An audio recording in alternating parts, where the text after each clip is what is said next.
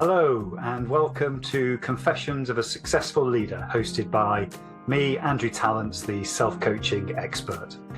In each episode of the show, we hear the insightful confessions of a successful leader who wants to inspire others to live their professional and personal dreams.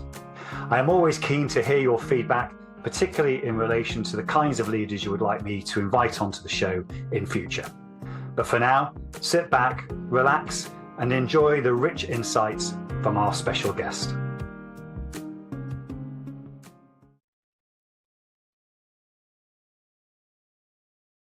Hello and welcome to another episode of Confessions of a Successful Leader, hosted by me, Andrew Tallents, the self-coaching expert. I'm delighted that Simon Squibb has joined me in the studio today. Simon, welcome. Good to be here. Thanks for having me. Looking forward to hearing your story. A lot of people out there will know who you are now, but I'm really interested in learning about the journey today. So for those that don't know you, Simon, just explain a little bit about yourself. I guess these days I find it a little hard to explain simply, but I'm a business person. I've started work when I was 15 years old, my first company at 15 years old. And I have been working for the last 35 years to initially build businesses that pay the bills, and then businesses that I'm proud of, and now a business with purpose. I have 16 million followers online, on average 500 million views a month on my content, which is basically designed to educate people about their options, including being an entrepreneur. And I today am a father of a 7-year-old and a husband, and someone who just wants to give back after having what I would probably describe as a pretty amazing life up until this point. Well, thank you for sharing that. What is it then that you do to switch off? We all have these things where we need to recharge, and we have, the personal interests that we have. Apart from the family, what other things do you do to, I guess, regenerate yourself? Well, regenerate is different to switch off. So do both then. Yeah, I don't need to switch off. I don't want to switch off. I like being on, and I'm always on. I like working. I love the word work. It's a positive word for me. I mix my life and my work are the same thing. There's no work-life balance for me. It works for me. I married my business partner. My son helps me with my content. I am someone who just thinks there is no separation. So I never switch off. But to rejuvenate, I do a varied amount of things in a day. So I try to not have the same day every day, and that rejuvenates me. So sometimes that means operating from a different country. Now I've got the money, I can do that. But when I was younger and I had no money, that meant having variety. That meant being out there in the streets when I sometimes need to be, and being quiet in my office when I need to be. And so I find environment helps me rejuvenate. Variety helps me rejuvenate. But I never switch off. Sunday afternoon, I will think about work, and I'm not going to feel guilty about that.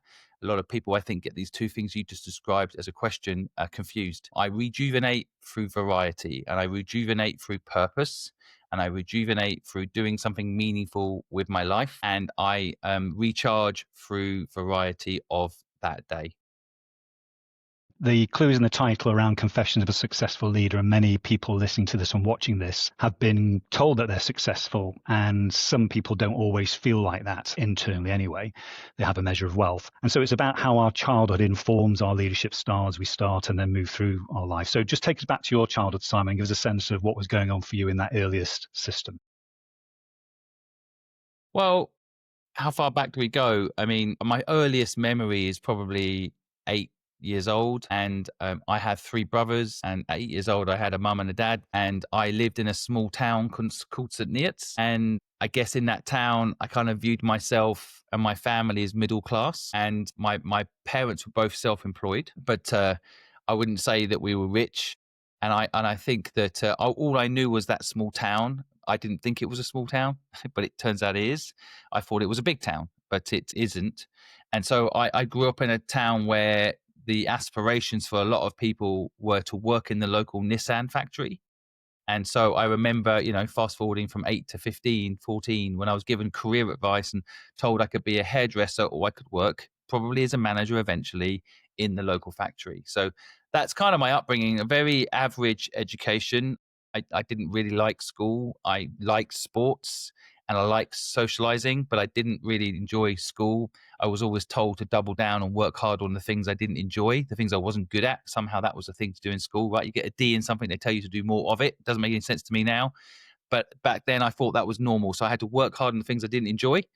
And I think, 8 years old, the reason I say I remember that is because that's the first time I got left on my own in the middle of nowhere, Bedford, which is middle of nowhere for me at the time. My mum just left me there and I had to find my own way home. And so just very vivid memory of like the first time I realized that probably you got to realize that no one's coming to save you and you just got to find your own way in this world. And that's probably the first time I can remember thinking that way. Like, I'm now here on my own, 8 years old. How am I going to get home with no money and no parental support? And so I made my way home eventually, asking people for help, which is very hard. And that probably shaped me quite a lot to who I am today. Well, let's fast forward that then beyond the first education system. And then when you went out to do whatever you were going to do, knowing that was what your environment was like, how did that serve you in terms of maybe the first 5 or 10 years of your? Well, I left home. I was kicked out of home. So technically I didn't leave home. I was kicked out of home, but I left home at 15 and I basically was homeless. So my father had just died of a heart attack suddenly, had an argument with my mum. We disagreed and she kicked me out. So I found myself in the streets, and it is a scary place. And no one had educated me or prepared me for that world. And I saw things that I don't think any 15-year-old should have experienced. Addiction, pain, poverty, drugs, everything you can imagine. My son, who's now 7, by the way, I shield him from these things. I don't want him to be exposed to them at such a young age. And I think even 15 was too young. But I realized in that, first week of being homeless, that the education I'd had for the last 12 years served me in no way whatsoever. I could tell you the capitals of cities, but I couldn't tell you how money worked or how to do anything in the real world, like feed myself. So yeah, I think the sheltered upbringing that I had, I think hurt me, and the school system hurt me. And when I hit the real world, it was incredibly painful. Of course, I was also dealing with grief, having lost my father and then suddenly having nowhere to sleep. But I think that in that particular very, very difficult stage of my life, something magical also happened. I sometimes describe this moment as like, good luck and bad luck are both luck. It just depends on your viewpoint on that moment, right? And so I had this really bad luck moment in my life where I was homeless, but something really kind of amazing came from it, which is I realized that I'd never asked myself what I want to do, who I was, what interests me, what my passions were. I was always being told by the school system and others what I was bad at and what I had to get better at. And so it was the first time in my life where I actually had time to just sit there in the street thinking, who am I? What do I want? What do I like doing? And in that discovery phase, which frankly, didn't happen overnight, the entrepreneur muscle woke up in my brain. Something we all have. People don't think they have it. Some people think they're not entrepreneurs. Some people don't even like the word, but it actually is a muscle in your brain. Entrepreneurship is you have an idea, you can make it real. And so people listening to this podcast will be on a phone right now that was once in someone's mind as an idea. They'll be on a desk or a chair that was once in someone's mind and they made it real. And we all have the ability to do this. And it was the first time in my life that muscle woke up in my brain and it started thinking differently. What was the setting for that? Because you described what happened to you in terms of the homelessness, and then you said they had this space, but you didn't need to do anything with it. So what was it about the environment, the surroundings, or the catalyst that enabled you to tap into that in your brain? Well, I think it's like jumping into cold water. And I've done a few cold plunges in my time, and anyone that's done it will know that your body goes into fight or flight, but also at the same time, it's kind of liberating as you come out of the ice. And so it kind of shocks your brain and activates other parts of your brain. So the only way I can best describe it is my operational system, my brain, my operating system had been in a copy, paste, repeat format from the age of maybe, young age till 15. It's like go to school, study, be told what you're not good at, get better at it. The things you are good at, carry on, but try to get better at the things you're not good at. That repeat, copy, paste, repeat was interrupted, pattern interrupted. And so in that pattern interruption, in that, cold water moment, I had almost an element of clarity that there is more to life and there's so much I don't know. And I need to take control and use every part of my brain to get myself out of this mess.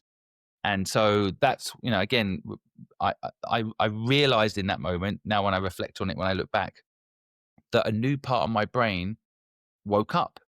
And that imagination, that free thinking, that belief that anything is possible woke up in my brain. And I've been using it ever since, religiously, like going to the gym. And I want everyone, by the way, to have this wake up moment, because what you do when you wake up is you realize that you're not restricted by your job.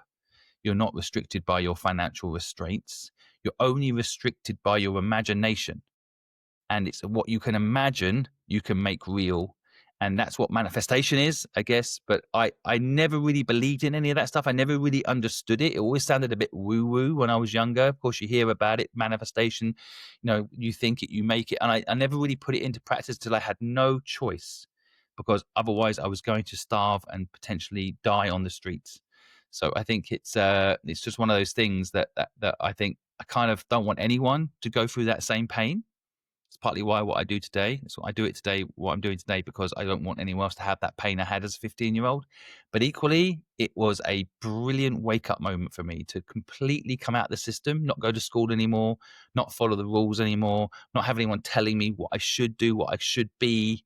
And I was able to completely think about like what I am, who I am, and what I want going forward. Thank you. And this leads us into what I find with a lot of the chief execs and founders that I work with, who are trying to do the thing you're talking about. So they may be already in a corporate environment or trying to reinvent themselves, and they have this entrepreneurial muscle awakened. And yet what sometimes holds them back from fulfilling that is these still negative thoughts. We all have them. You were grieving. You'd obviously been in a very negative situation. So it'd be really interesting to understand, as you were going through that initial transition, even at that young age, what was happening for you in terms of the negative thoughts versus the opportunity you could see in front of you. Well, again, I actually think I was very lucky. I feel really sorry for the people you just described, by the way, because as you get older, and no one likes to say this, I know this could even get you cancelled if you say it wrong, but as you get older, it gets harder to live your dream. And it gets harder to even think what your dream could be, because you're so busy focused on delivering your responsibilities. So yesterday, a 47-year-old man came up to me on the train saying he just bought my book and it's nice to meet you. And he sat down and he started describing his life like we all do. He's got a really well-paying job in a really big, famous company. And he's married happily. He's got 2 kids. So, as he describes his life, it all sounds perfect. And then slowly he starts telling me, I'm like, why are you reading my book? What is it? He's like, well, there's something missing. I just don't feel like I have a purpose other than to chauffeur the kids around and pay the bills. And I just don't feel like I can escape that either. Because of course the obvious thing is, well, quit your job and, spend some time figuring out what you want to do. It's like, I can't. We've got a bigger house every 5 years. I've got even more debt than I've ever had. My costs of lifestyle inflation have gone up. I have bigger expectations. My wife has bigger expectations. My kids have expectations. And we've got all these cars and all these things and all these holiday plans and all these costs of living. And so I'm trapped in this job. It's not a choice anymore. And so we spent the next hour, trying to figure out how he could get out of that. And it's really hard, because when you've got kids, it gets so difficult because it's not about you anymore, which is why one of my main messages is, especially to young people, one of the reasons I'm on TikTok so much is like, young people have a chance to break free because they don't have those responsibilities yet. Everyone always tells young people you've got a lot of time, but you don't. You don't. It won't be long before those life responsibilities kick in. If you're a single kid, you've got elderly parents, you're going to be responsible for them, and you're going to get a mortgage because that's what life tells you to do, and you're going to get credit card debt because it's so easy to do that. It's slowly you're going to get Netflix. You're going to have monthly costs, and before you know it, you need to earn £5,000 before you even get through the month, and that sort of burden does not allow you to create something slowly that you enjoy. It is literally go get a job that's going to pay you that money, and fight or flight kicks in. Yeah, so let's say that somebody listening to this is trying, doesn't matter what age they are, and yet they're coming across, which we do, this negative feeling that we have that we're not going to be able to do it, or the negative thoughts are saboteurs, self-sabotage. Practically, what can you tell the audience out there in terms of how to manage through that, knowing we do have a dream, we do have something we're trying to pursue, but it's never plain sailing? Well, I mean, it is probably healthier to break it down into like stages of life. And we probably haven't got time to go into. I actually have written extensively about this point in my book, by the way. I think this particular question you're asking is very difficult to answer simply, because it requires you to examine each person's life, frankly, each person's psychological belief, subconscious belief system. But, I think the first thing I always tell people is get your costs down. Whatever stage you are at, this is a universal truth. If you have high costs of any sort, then you have less options, because you cannot say no to things, and you cannot quit your job, for example, or you can't get the job you love and build it up into an income stream, because you've got to make money now. So get your costs down. Don't let that house own you. Don't let that car own you. Don't let that holiday that you so desperately need because you don't enjoy your work be the thing that you're working to get because you don't love your work. And then second thing I always tell people is like, just dig deep and write a list of the things you enjoy doing, that you would do if you weren't being paid, that you'd love to do all day long. And it could be as simple as like taking the dogs for a walk. It doesn't have to be, launch rockets into space. It's what do you enjoy doing? And then make sure you get really good at it. Put some time and energy into the things that you're naturally getting an A at. Whereas school tells you to work hard on the things you're getting a D at, do exactly the opposite to what school system tells you. So, think that way and be selfish. I was lucky. I married someone who just let me do what I love, and it's made us both rich. But I know plenty of people when I was younger who had partners that were like, no, get that banking job. Don't be silly. Don't do this silly start a business thing. There's no money in it. Go work in JP Morgan. And they are still there. They're not able to come on a podcast today for an hour and help out for free. They have to work, and they have to work harder than ever as they get older to keep up with everything. So I think it's really important for people to maybe, get your costs down, write down what you love doing, and get really good at doing that. And of course, that's easier said than done. When you're young, it's easier, but you don't realize it. And when it's older, it's harder. And there's literally so many excuses not to do it. You're in a habit as well. Again, this guy on the train I met, he's in a habit. And really hard for him to break that habit, even though he knows it consciously. His subconscious is making him breathe, right? It's not telling him to breathe. He's doing it naturally.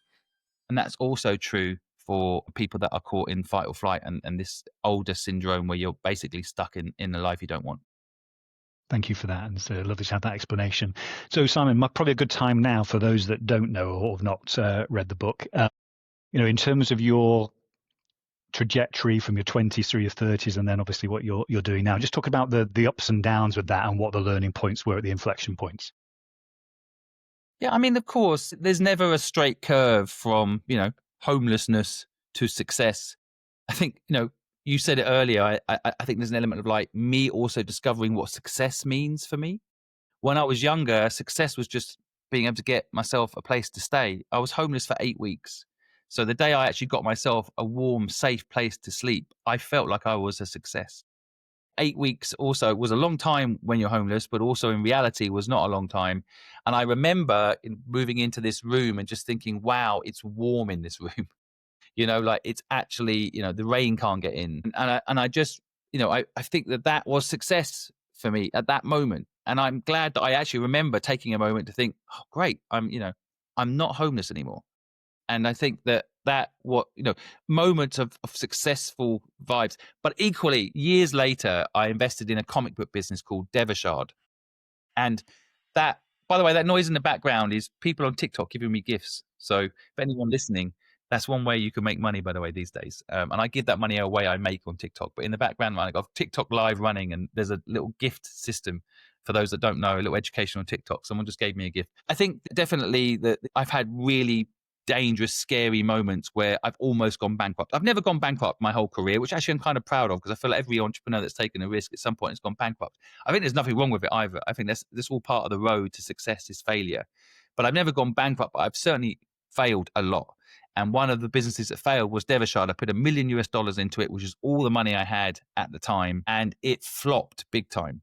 And of course, that caused me to lose confidence in my abilities and caused me to feel incredible pain, because it took me years and years and years to make that money. And so, when I lost it, I certainly didn't think, yay, failure's good, woohoo. I thought, crap, I'm not as good as I think I am. And I have made mistakes. And how is this possible when I'm supposed to be good at business? And so, fast forward a few years and I made the money back, and I luckily, that business failed. I say luckily because I almost got into business with someone I don't want to be in business with. So, I actually look at it now as I'm so glad it failed, but you need time to realize that. So, yeah, I think, the ups and downs have been many, from selling my company Fluid to PricewaterhouseCooper. Of course, that's a high. Get a load of money drop in your bank account for a business you built from scratch. There's value in it from a big company. You're like, wow, this is so exciting. And then 6 months later, I'm in semi-depression because I'm like, what am I doing with my life? I'm 40 years old and I'm retired. What's the point of life? Why am I here? This inward looking stuff where I just don't have any purpose, because the company that gave me purpose, I sold it for money, but money in itself is not a purpose. So, I've gone through all those highs and lows, and I feel lucky to have had that experience. It's quite a privileged experience, but equally I earned it, and I made it happen from nothing. But I didn't feel the joy I thought I'd feel from just having lots of money in the bank. Of course, that was what I thought was success. So once I had it, I realized that is not success. And so now, today, my definition of success is how many people I can help in a day, how many lives I can impact and help them have a better life. That is now my measure of success. And so, yeah, again, it's a privileged position to be in because most people just need money. So I don't need money. But it doesn't mean to say, I don't value money. It just means that I value making an impact now more than ever. Many people listening to this and watching this will relate to the semi-depression statement that you made, and it all manifests in different ways for each of us, but obviously being withdrawn and not necessarily seeking the help. So what was it for you that enabled you to get through that period and come through the other side? Well, I think combination of retiring early was really good for me because I did believe retirement was a goal. Now I understand it's a false goal. So I don't want to retire now. So most people are still working towards that. I'm going to retire at 60, 65. I don't want that. So I see now I don't have to get to 60 and then I can retire. So that taking time out of the equation gives you so many more options. So in my mind, as long as I look after myself and stay healthy, I've got 50 years more work ahead of me, more things I can do, the impact I can make, which is very liberating. I think the other thing, I think, to answer your question specifically, I got through it because I was young enough to go get it fixed. Again, I see a lot of people when they retire at 65, 70, that, I think the average is 2 years after retirement, most people die, something like that. So there's an element of like, I was young enough to get through that mental barrier and go again. And so, I went again by going on TikTok, which is very unusual, for a 40-year-old man to go on TikTok at the time. And now it's quite normal. But then I was probably one of the first to go on there and start giving business advice, which, I had a lot of ridicule when I first did it, but I knew that's where the young people were and I could teach them things that school wasn't teaching them. So that's why I went there. And then, slowly as one person would comment, wow, that's really useful knowledge. Thank you. And it changed people's lives. I felt a sense of satisfaction each day again. And then, combination of like feeling a sense of satisfaction by helping someone without any expectation of anything in return seemed to feed my soul and give me energy again. And then I had the right support group around me. My wife was there saying, whatever you need to do to enjoy your life, do it. And so, I went through all the gambit of buying a fancy house, buying a fancy car, going on fancy holidays, and then slowly realizing that none of this brought me joy. And what brought me joy was this kind of simple thing of giving people a little bit of help and not having any expectation of anything back, and seeing someone else's life just be a little bit better.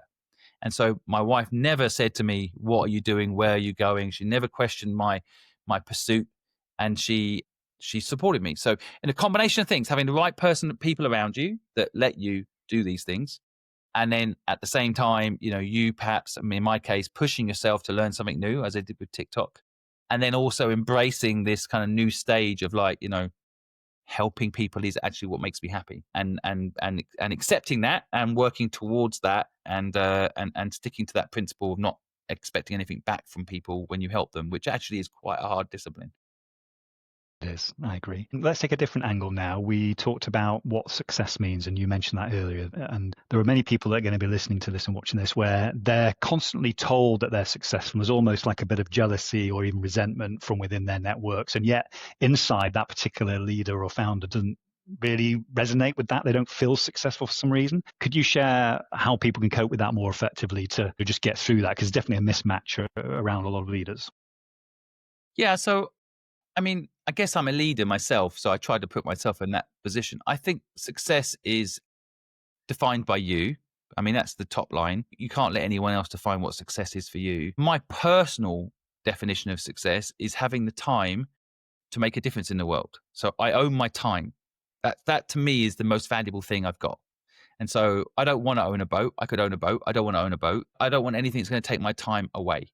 So I don't like owning stuff that owns me. I don't want any of my time taken up with things that don't matter to me. But to some people, owning a boat would be success. And certainly there's an element of like, well, when you're like Jeff Bezos, you can afford to have a boat, so you have a boat. But I'm pretty sure that boat takes up a little bit of his time. And so for me, success is owning your time. Now, if people were listening and they were asking me for a definition of success, I'd say being able to help others, because that gives you oxytocin and makes you feel genuinely happy. It's naturally in us because we're tribal. And any way that is, you can help people, you'll find that will make you happy. And then exercise, so looking after yourself, eating well, obviously, looking after your body and mind. And I think for me, it's about knowing that I own my time. So I actually have an EA, an executive assistant, but I resisted having one for the longest time because executive assistants are really good at blocking out your time and making sure that every minute of your day is allocated. And I want to be free. I want to be free. After this podcast, I'm going to go swimming. And then I'm going to sit in the garden with my dog. And then I might go on TikTok and answer a few people's questions and make sure my community's okay. I want the time to do that. And success to me is being able to make that decision. Even today, Andrew, I could cancel this podcast. It's up to me. And I think that's success. You know, you might not have liked it if I'd done it. I might have offended you, but it's my choice. No company has told me to come on this podcast and do this with you. I'm not forced to do it contractually. I'm doing it because I think your audience will get some value and I want to support you, but it's my decision to do it and it's my decision if I wanted to cancel it. And that is success. I have control over this moment as much as anyone has control over their life, if you believe the Matrix. But the point I'm getting to is that we have control, and that to me is success. Thank you. Now, you're getting towards, obviously, an interesting period of your life where you're more mature and obviously you've got responsibilities in terms of family. So what do you still find most challenging now, bearing in mind you have a choice in life? What still gets in the way of you doing everything you want to do? Well, I think there's different elements to that question. When I first started what I'm doing now 5 years ago, I found not needing money to be a challenge. Because it's like, when I had to go to work, I had a baby, my wife and I had a baby. And I remember saying to my wife, I'm going out now. And she is an incredible partner. We've been together 23 years. But she said, well, what are you doing? Now, I didn't really have anything to do. I was just going to go for a walk and maybe sit in a coffee shop and read the paper. Or I didn't have any particular thing I was going to do. But I remember thinking, I used to be able to say I'm going to work. It'd be like, I've got to go to work. I've got to pay the bills. And, it was kind of almost weird to not have that excuse anymore. So suddenly it's a very selfish thing, especially when you just had a baby and you've got a wife who's, up all night breastfeeding. I'm off for a walk. Well, why? I need you to help me with the baby. So weirdly, I found not needing money to be a real pain. But I had to learn to express myself differently. Instead of saying I'm doing it for you to pay the bills, I had to be honest and say, I need this time for me. And say, I need to go for a walk. I need to exercise every day. And it changes the dynamics a bit when you start being honest about your selfishness. And I know a lot of successful people I'm doing this for you. I'm going to work every day to provide you with private schools and you with the car you want and you with the money you need for your X, Y, and Z. And reality, most, I can only talk for men because I'm a man. I feel like I need to go and do something. I need to feel productive and useful in the world, and I need to go and do something. So I think learning to be selfish and be honest with people that you need that was quite hard for me because I could blame it on needing money before. I could blame working hard on needing money. And so when money was taken out of the equation, I had to find purpose to make me work hard again. And so now I say to myself, if I don't get up and help someone today, and this, without being too dramatic, I mean, yesterday someone said that the service that my organization provided, they decided not to kill themselves and to carry on with life. And so that's quite a heavy responsibility. But if I hadn't provided what I provided, there's a chance that that person wouldn't be here anymore.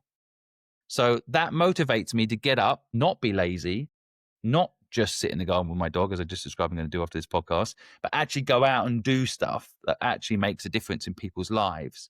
And I think that kind of shift away from like, I need to go and earn money, or I'm doing it for you to earn money, to I need to fill my own bucket. I need to be useful. I need to be heard. And I also want to contribute to the world in a way that makes a difference, and move away from like it all being about how much money I'm going to make into how much impact I can make. And once I moved away from like that mindset of like, I'm doing it for money and for you, to I'm doing it for me and to fill my own bucket, was actually very liberating. And then I started articulating it to my wife. I'm going for a walk now because I need it. I'm going out to help someone today because I need to connect with the world and make a difference. And so, it's just that was my experience. Thank you. The next 2 or 3 questions for the final 10 minutes we have together are going to be focused on young people, which I know you're passionate about. I've got children that are older than yours. I've got an 18-year-old and a 16-year-old. And what I'm finding in society at the moment, and this is important, that the older generation who have access to funds, and people like me in my mid-50s and 60s and slightly younger, there's definitely a resentment building up in some of those people now that the younger generation coming through don't seem to want to behave in the same way as the older ones and do those hard yards and actually, get the stripes before they actually get some success. What are you seeing, and what can my generation do to actually help some younger people succeed? Okay, so it's a false belief that young people are lazy. Someone just gave me a gift, so clearly they believe me on TikTok. I think young people are not lazy. They are not lazy. I've probably done one of the largest human surveys in history, where I've asked thousands of people directly what their dream is and what they want to do. And I've noticed that young people have a real strong desire to have a purpose. And it's much stronger than our generation. And I'm really excited about this. They don't just want a job. They don't just want to go and work in banking and make loads of money. That's not what people want. Don't get me wrong. There are some lazy people, and there are people that just want money. There's always going to be good people. There's always going to be bad people. But to say every human is bad is wrong. To say every human is good is wrong. I think I have seen no evidence that young people are lazy. And I have seen a ton of evidence that young people want purpose. Now, what is purpose? I think purpose at different stages in your life means different things. When you're younger, I've noticed a lot of young people, they're finding purpose in health, well-being, fitness. And I think that's brilliant. That was not part of my 20s. I mean, I liked exercise, don't get me wrong. But I think today that's even, in the food that people buy and in the way that people look after themselves, this generation is in far better place than our generation. I think we need to encourage that. I think looking after yourself and being healthy, going on walks, running, going to the gym, being social, eating well, sleeping well.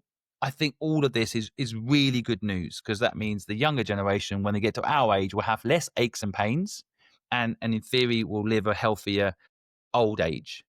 I think the other thing is, and I hear this all the time from companies that just have no purpose. They talk about how lazy their employees are. And what I say to these companies is, no, you have no purpose. It's your fault. So when you ask, what can we do to help the young people? Well, you better build a business that has purpose, as they're not going to work for you. I think it's more, what can those young people do for you? And I think it's building a business or a life or an organization that actually isn't pretending to have a purpose, but actually has one. So I think for profit, for good is going to rise. And this whole movement towards like making a difference in this world, fixing the problems that our generation partly caused. And, the housing crisis, for example, young people, they want to own a home because it's been put into their subconscious because they've lived in a household that's owned a house or wanted to own a house. But in reality, they'd rather solve the problem of allowing people to have a home more than actually own a home. So there's a real interesting thing now that the younger generation, we just need to support them. We need to let them be them. and let them evolve into their world. Like, again, I hear a lot of old people talking about, oh, they're on social media all the time, scrolling. Well, yeah, but, we were on TV all the time. We were watching MTV, like every generation's had its thing. And personally, if you get the algorithm right, you can learn a lot on YouTube. You can learn a lot on TikTok. Even I've learned about crypto on TikTok. Okay. So to say that these things are all just brain dead stuff is very, very short-sighted and not true. Again, no carte blanche rule. There can always be, yes, some of it is junk, but some of it is good. And I can only talk about my algorithm. It teaches me things. And the people that are following me are feeling inspired to follow their dreams, and they're learning about business for free. And it is good for them to watch this stuff. So, if you ask, your original question, how can we help that generation?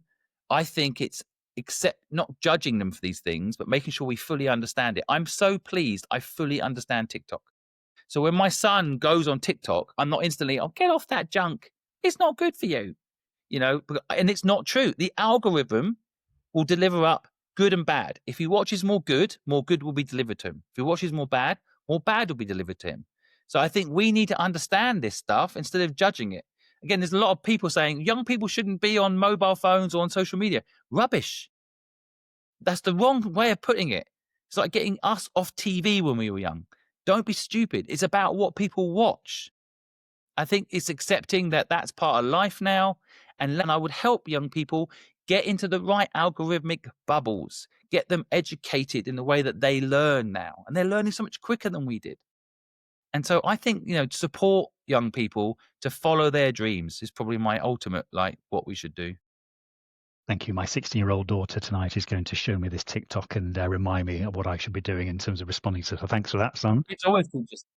Absolutely. A couple more questions. Appreciate your time. So the last but one question goes back to you having an opportunity here now just to explain to the audience what your passion is around, how you want education to change. I know I share your passion, by the way. I think AI enables us now to have this opportunity. So just share your thoughts on that. Okay. So I think the first thing, for your audience to probably, they're going to shut off if they don't agree with me. The education system is broken. If you think the education system isn't broken, then close this podcast and don't listen to me anymore. Now, the nuance of it is that the education system does serve a certain group of people.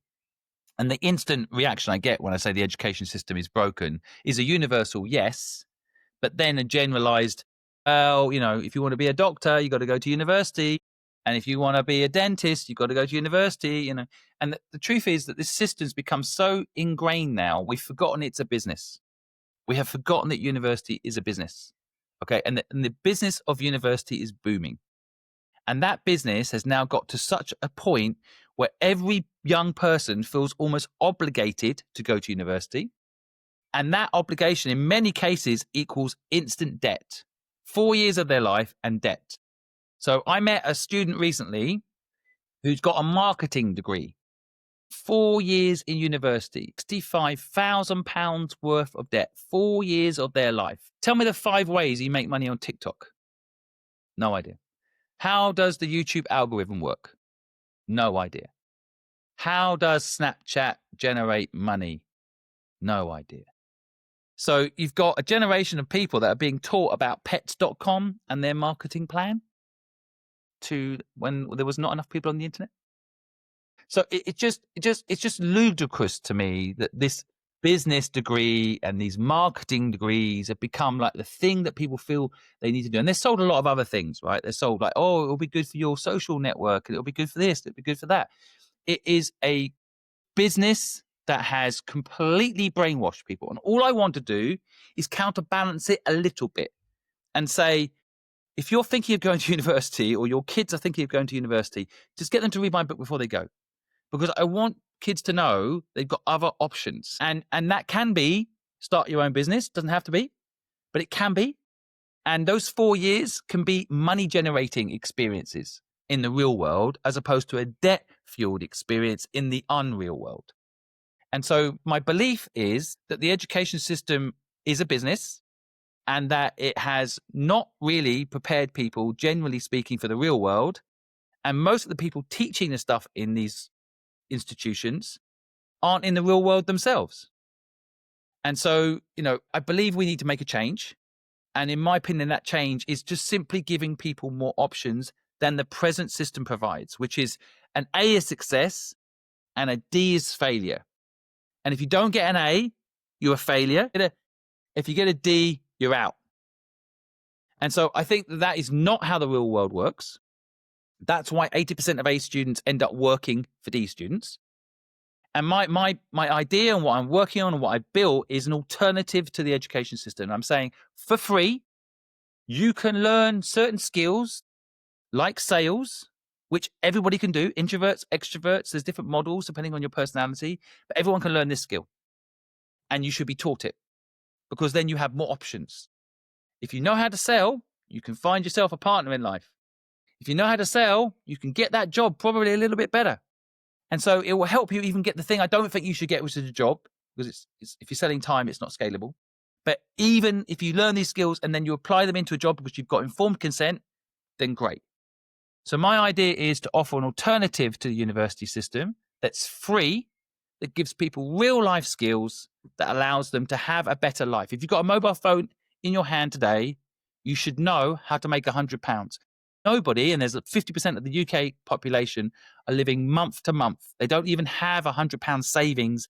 Their washing machine goes wrong, they go into debt. And in this day and age, that is a problem, a mistake. The education system has done this to people. And I want people to know how, if they want, they could make £100 today to pay that bill and not be in debt to a company they then work for. Thank you. And from that, I just wanted to have a reflection space now for the final question. I want you to, for me, imagine that you are who you are right now, and you've described yourself in terms of being able to enable other people to live their dreams. And I want you to be able to imagine going back in time in terms of a time capsule, right to when your father just passed away. And I want you to think about what kind of words would you have for that boy, Simon, at that point, in terms of the words that would be right for him at that point. That's heavy.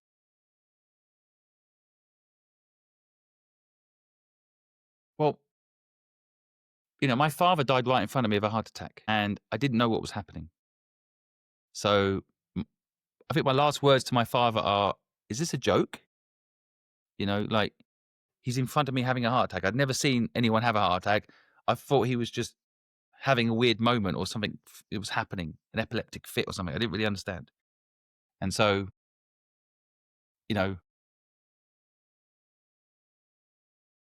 I mean, the last words to your father shouldn't be like, should be, I love you, right? But of course it's like, what's happening? I think I've actually had therapy around this. The answer I had around therapy on this is that I now always remember the years before my father died. So yes, he died in front of me at 15. Often that's the story my brain retells me, and that's the story I tell myself. But I've spent the last few years thinking about the things that we did before he died.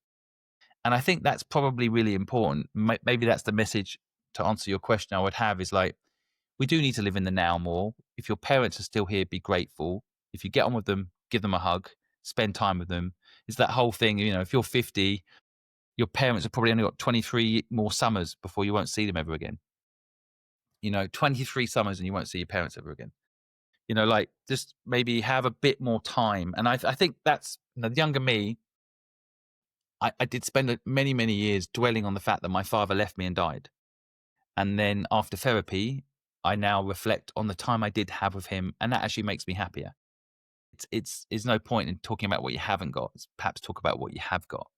And I think that's probably the message I would have told myself earlier if, I didn't need to wait until I was 40 and then have therapy to realize that. I probably would have gone back to the younger me and say, he's gone. It's awful.